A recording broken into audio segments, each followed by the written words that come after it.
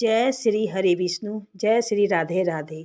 यदि कोई प्राणी अनजाने में भी ईश्वर का स्मरण करे तो उसे पूरा फल मिलता है।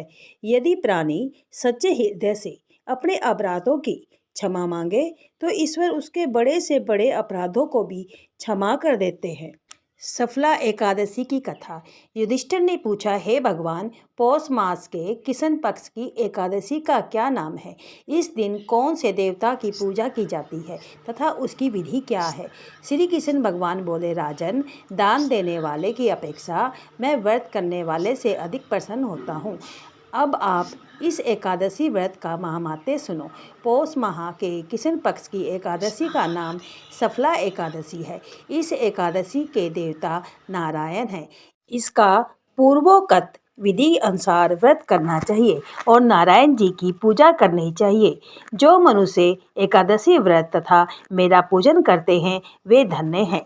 सफला नाम की एकादशी में मुझे ऋतु के अनुकूल फल अर्पण करें, अर्थात नारियल, नींबू, अनार, सुपारी और धूप, दीप, पुष्प आदि से मेरे 16 प्रकार से पूजा करें। इस दिन दीपदान तथा रात्रि का जागरण करना चाहिए। इस एकादशी व्रत के समान यज्ञ, तीर्थ तथा दूसरा कोई भी व्रत नहीं है। मनुष्य को 5000 वर्ष तपस्या करने से जो पुण्य मिलता है वह पुण्य भक्तिपूर्वक रात्रि जागरण सहित सफला एकादशी के व्रत करने से प्राप्त होता है।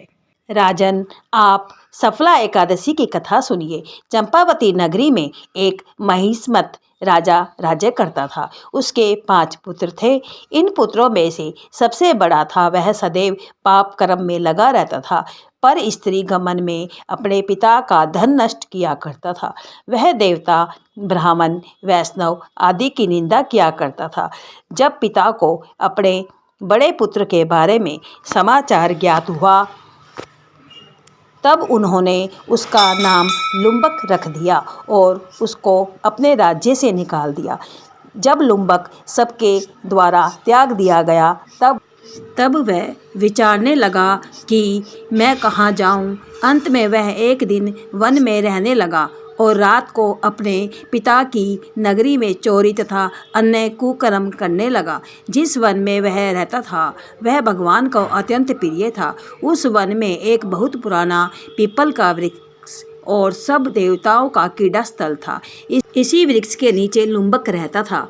कुछ दिनों के पश्चात पौष माह के कृष्ण पक्ष की दशमी के दिन वह वस्त्रहीन होने के कारण शीत से मूर्छित हो गया। वह रात्रि को सो न सका। उसके हाथ पैर अकड़ गए। उसका दिन और वह रात्रि बड़ी कठिनता से बीती। सूर्य नारायण के उदय होने पर ही उसकी मूर्छा न हटी।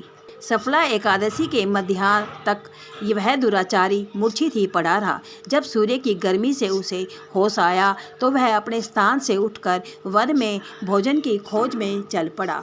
उस दिन वह जीवों को मारने में असमर्थ था, इसलिए जमीन पर गिरे हुए फलों को लेकर पीपल के वृक्ष के नीचे आया।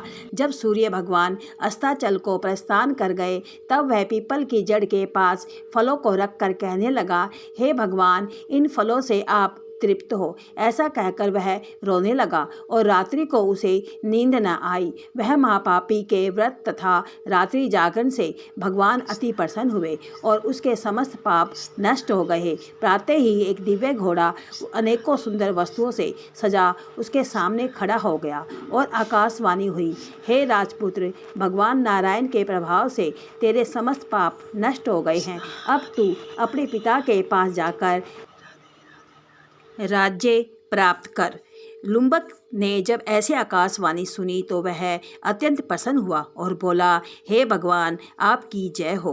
वह सुंदर वस्त्रों को धारण कर अपने पिता के पास गया। अपने पिता को संपूर्ण कथा कह सुनाई।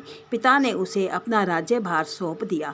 अब लुम्बक शास्त्रानुसार राज्य करने लगा। उसकी पत्नी, पुत्र आदि भी परम भक्त बन गए। वृद्धावस्था आने पर वह अपने पुत्र को गद्दी दे भगवान का भजन करने के लिए वन में चला चला गया और अंत में विष्णु लोक को गया। भक्ति पूर्वक जो मनुष्य सफला एकादशी का व्रत करते हैं वे अंत में मुक्ति पाते हैं। जो मनुष्य भक्ति पूर्वक सफला एकादशी का व्रत नहीं करते वे पूंछ और सींग से रहित पशु तुल्य हैं। सफला एकादशी के महात्म्य का पाठ व श्रवण करने से अश्वमेध यज्ञ का फल मिलता है।